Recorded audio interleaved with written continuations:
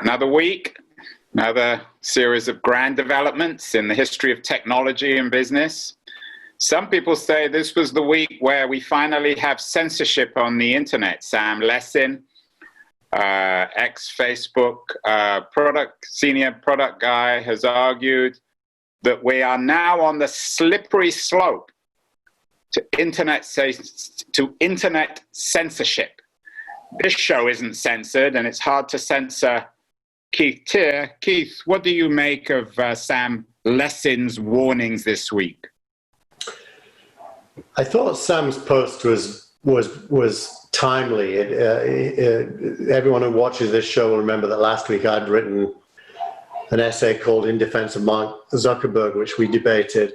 Sam's published shortly after that and made the case that public speech and private speech kind of combine on platforms into something he calls digital speech, and that digital speech, people expect to be able to say what they want and have others decide what they think about it, free of interference. I'm not sure I like the framing between public and private, but I like the fact that he's concerned. I mean, my perception is people I consider to be liberal, like Kara Swisher, for example, or Roger McNamee, are leading the charge to police what is published. And it's much more that than censorship. It's policing what is published. Yeah, but to be fair, and Roger and Cara aren't on this show, so I can speak on their behalf, and I know both of their positions quite well. They're not interested in policing everything. They just want to police it so that we don't trash our democracy, particularly Roger. Yeah, but think about what that means. It means that their motivation, really, I think there's two. The first is protecting people from ideas, as you say, defending democracy. No, that's not fair. It's from lies. It's not from ideas. Well, it's pretty hard to disambiguate a lie from an opinion. How do you do that? Well, where would you even start?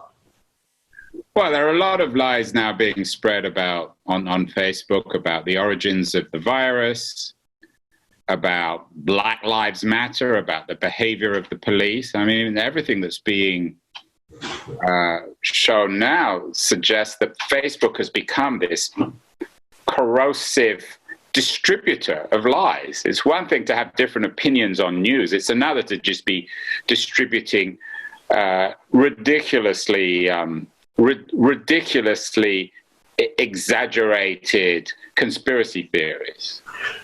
You know, I would question whether that's really a valid characterization of reality.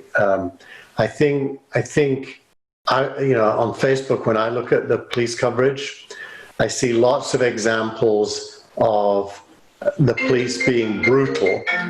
Excuse me. There's the police, Keith. They're after you. I should have blocked that, shouldn't I? That's probably Kara calling me. No. What I was going to say is I saw lots of coverage of the police brutalizing demonstrators. I saw lots of coverage of the police embracing and taking a knee. I saw every point of view you could possibly imagine. Which of those are lies? The answer is none of them are. They're all... But who's calling? So let's be clear here. Are people calling for Facebook not to be able to run videos of the riots? No, I think they're calling on Facebook to take responsibility. I mean, to be fair to the point of view, they want Facebook to be responsible for what's published on its platform, in the same way that the New York Times is responsible for what it publishes. And that fails to understand the distinction between Facebook and the New York Times. So it's a reasonable ask of a publication. It doesn't seem to be a reasonable ask of a meeting point. Well, I mean, this is a longer conversation, but I've always argued that Facebook is a media company because you can't have your cake and eat it. It's a media company in the sense it makes money through selling, essentially building advertising revenue through content. So it has to be accountable. But let's go back to Sam's distinction, because I think that's an interesting one. Yeah. Public versus private speech. What does that mean? So there are things that you and I would say to each other privately off screen that we wouldn't say in public. So give me an example of something that we might say privately that we wouldn't say publicly. Like I might say to you, such and such a person is a liar and an idiot. We won't name any names, but we might know who you're thinking of, though. Now with social media, there'll be kind of places where I would also say that, like in a WhatsApp chat, maybe with you. What I probably wouldn't do is publish it to my newsfeed on Facebook unless I purposely wanted to. So that's the distinction he's making between public and private. What's the point? That we should be allowed private standards on social media? Is that his argument? That's kind of his argument, which between you and me, I don't think is the strongest argument. It's not between you and me. It's publicly. You're doing this publicly, Keith. It's not a private. In fact, not a private conversation. So it's public. I think I agree with the spirit of what he wrote. I would frame it differently. I would frame it not as between public and private, but between a meeting place for humanity versus a publication. A meeting place for humanity, the meeting place, if it's a coffee shop, doesn't come to your table and tell you what to say and what not to say. And Facebook is a massive coffee shop. It's not a publisher, it's a host. And as a host, it has no right to interfere in what I or anyone else might say, unless we do something illegal that they can be held to account for, and we can be held to account for. Even if they can't be held to account, I still think it's hands off. So is Lessin, is he coming to the defense of Zuckerberg? What's his position in terms of Facebook's current editorial strategy or lack of editorial strategy? He was more sensible than me in that he didn't mention Zuckerberg specifically. But he must be thinking of Zuckerberg. I mean, he's thinking of both Zuckerberg and Jack Dorsey. So whose side does he come down on, Jack or Zuckerberg? More on Zuckerberg's side, as it was last week. And then what about this week, the continuing rebellion from within Facebook against Zuckerberg? How seriously should we be taking that? Lessin actually speaks to that in the comments to his post, and he, of course, knows because he was an insider at Facebook for a long time.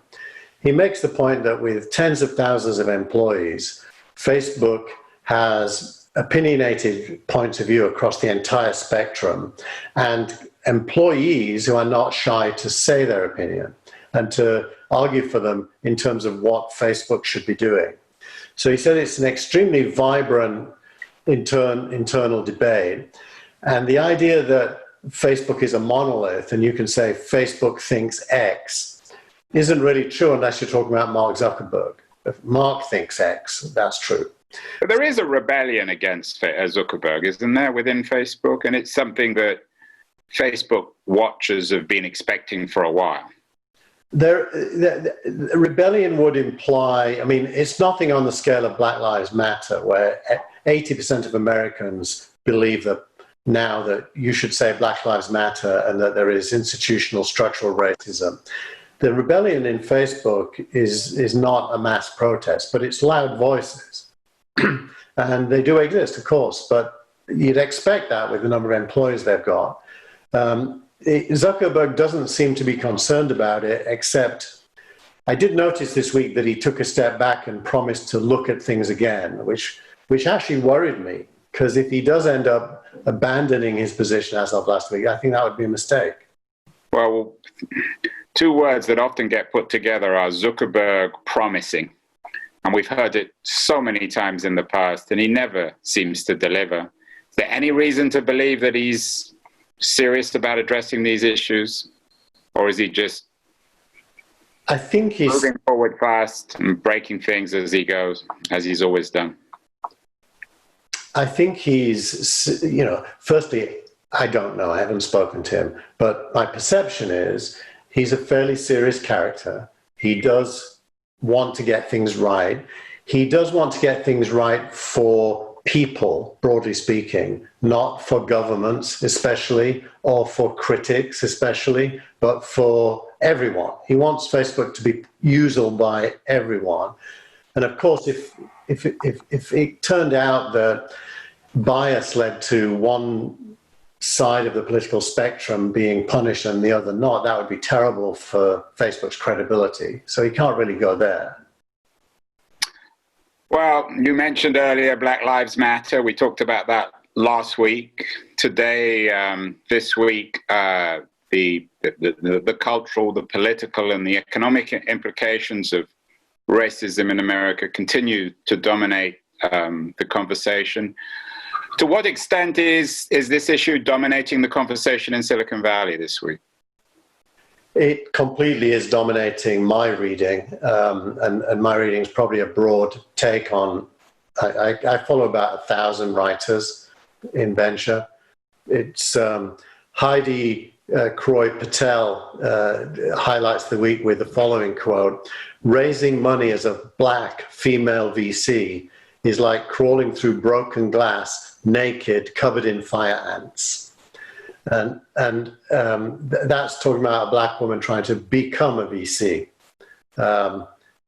So there's a great Elliot Robinson who. But what does that mean? I mean, you're the VC guy, Keith. What does that mean? It means that when somebody, not you personally, but when someone walks into a room, as a black female walks into a room with white VCs, she basically has no chance of getting money. Well, this is with black limited partners, people who invest in VC funds. There is racial profiling as a subset of pattern recognition. So broadly speaking, investors do pattern recognition. Do you look like somebody that I've invested in before that was successful? Yes or no? I suffer from this in the UK. I have a working class accent. When I did EasyNet, the first ISP in Europe in the 90s, I couldn't get venture funding because I didn't sound like the venture funding guys. I had a regional accent and I was clearly working class and didn't go to Cambridge. Profiling black women and black men is a version of that, except it's race-based, and so you're suggesting it's unconscious bias. It's not as if when an African-American male or female walks into a room, the VCs say, "Oh, I think black people aren't worth investing in." Their minds switch off, they become biased. What happens? I think it's a very individual thing. So whether it's conscious or unconscious, you're right. It is mostly likely unconscious, as is all racism. My wife is from South Africa, and I've visited South Africa a lot. And South Africa, of course, had strict institutional racism with apartheid. But when you talk to a white racist, they don't say, "I'm a racist and I think black people, blah, blah." But they are actually racist in all their opinions and attitudes, which are unconscious even in their case. So is there any consensus now amongst people who care about this issue about how to fix it in the venture community? In the venture industry? There's a great VC called Lolita Torb in Los Angeles who's doing a lot to fund what she calls underrepresented founders. Y Combinator is trying to do things to make lists, for example, of black founders that other people are. I think people are trying to publicize black founder stories where there's been prejudice or bias. The Information this week has a great article on that, which I cover in the newsletter. So there's a lot happening. Of course, you have to be a little bit cynical and say, what took them so long, and did it take the killing of George Floyd to focus on this issue? And the answer obviously is yes, it did. But it's still good, right? It's better than not doing it. So I think there's actually a lot happening. I still think, Silicon Valley is like winning the lottery. There are 4,000 investments a year in Silicon Valley from about 40,000 attempted investments. So your chances of 1 in 10. I mean, it's easier than getting into Stanford or Harvard. probably, unless you're rich, can always buy your way in there. So where do you start, though? I mean, is the consensus starting with enriching the profiles of the VCs or the startup entrepreneurs?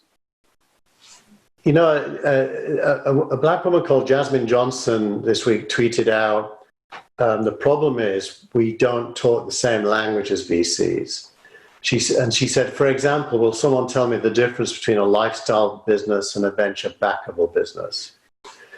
I responded to her, Jasmine, let's do a video recording of me answering that question and explaining how VCs need you to pitch in order to qualify for an investment. So that's education and experience. And of course, black founders share that in common with first-time founders of other races, but there are white founders who know how to do it, and there are far less black founders because they haven't been through that experience. So I think education is one thing. Secondly, it's calling it out, and there's a lot of that going on. When somebody is rejected because of the color of their skin, which is very hard to prove, of course, call it out. And if you suspect it's true, say so and have an explanation of why that wasn't the reason. So calling it out is important. Publicly making it unacceptable. You know, the stats speak for themselves. My wife, Jede, wrote for Crunchbase News this week the data about funded black founders. And so the data is vastly out of whack with the number of black founders that try to build startups versus the number of whites. The proportion that get funded is way lower. So that tells you there's something going on. So calling it out. There's no short-term fix, Andrew. I mean, structural racism goes all the way back to slavery, colonialism, imperialism. It's deep, deep in Western civilization. So it's not going to be fixed quickly, but those who are against it, which I now think is the vast majority, have to do something.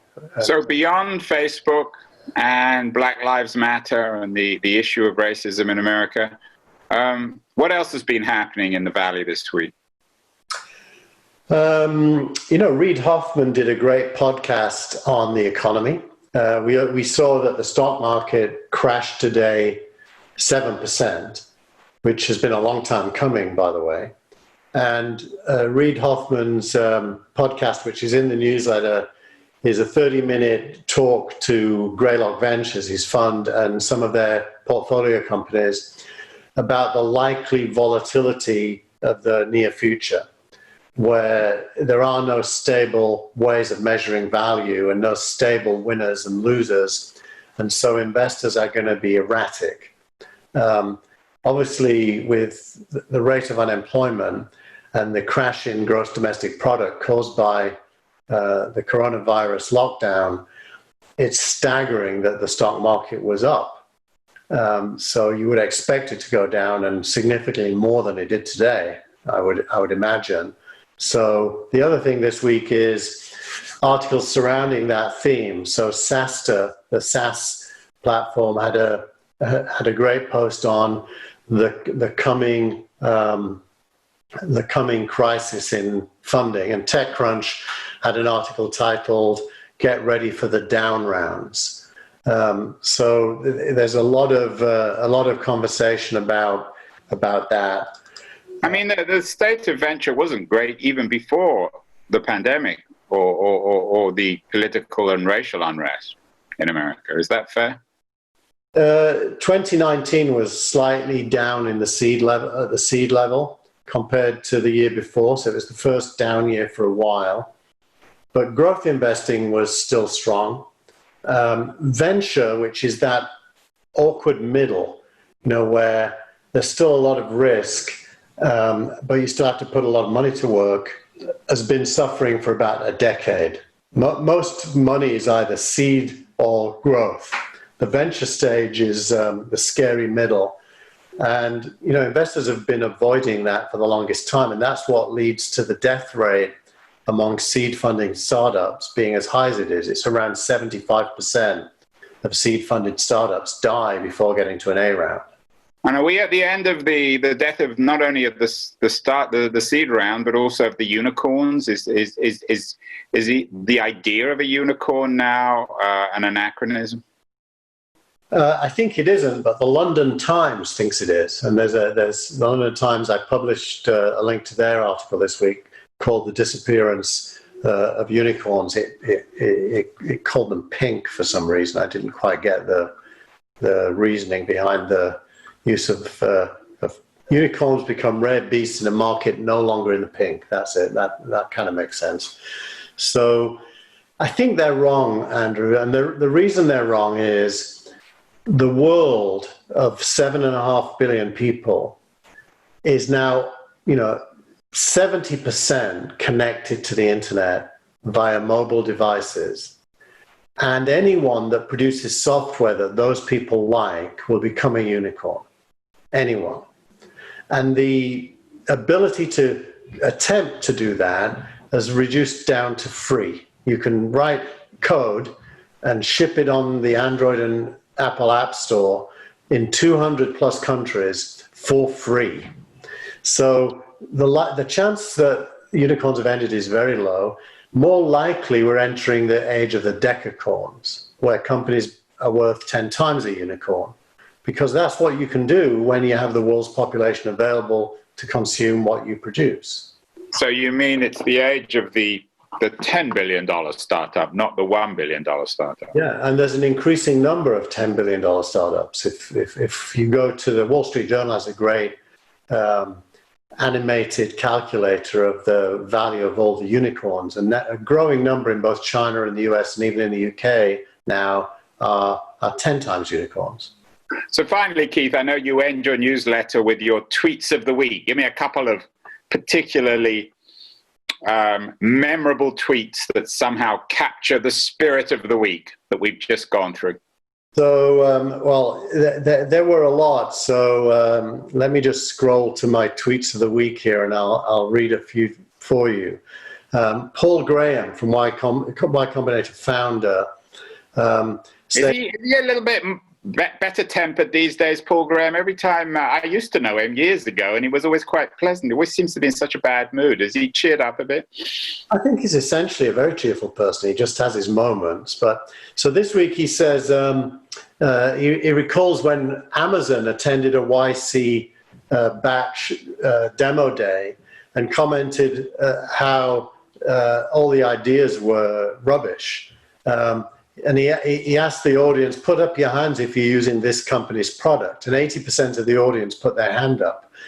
So Paul Graham makes the point that whenever 80% of the companies in a Y Combinator batch used the product of one of the companies, that company was going to become a winner. It was already known in the room. So he tweets that. But secondly, he has a second tweet about chance meetings. He makes the point that virtual Zoom-based meetings, the big thing you miss is that chance meetings almost always are the source of good ideas. He makes the point that when he gets 4 people in a room for any reason, there always ends up being an important conversation between some pair of them that leads to a good idea, and that could go away. And by the way, where does the Zoom meeting exist in terms of Sam Lesson's public versus private? Is it public or private? It could be either, funnily enough. This one is public because it's streaming live on Facebook. But if we weren't streaming it and I didn't publish it, it would be private. Well, millions of fans, yeah? Yeah. And I already talked about Jasmine Johnson's tweet. That's in there. Finally, Eric Barn. Founders often thank their VCs for investing, but it should be the opposite. VCs should thank the founders for being given the opportunity to invest. The only reason I can pursue my dream job is that founders have decided to say yes to me, which I think is a humble brag, but it's still a decent tweet, and it's true. So in other words, to end this, I should be thanking you for your wisdom and granting me the honor of interviewing you. I don't think that analogy carries to me and you, Andrew. I think we should both be thanking anyone who bothers to watch our ramblings.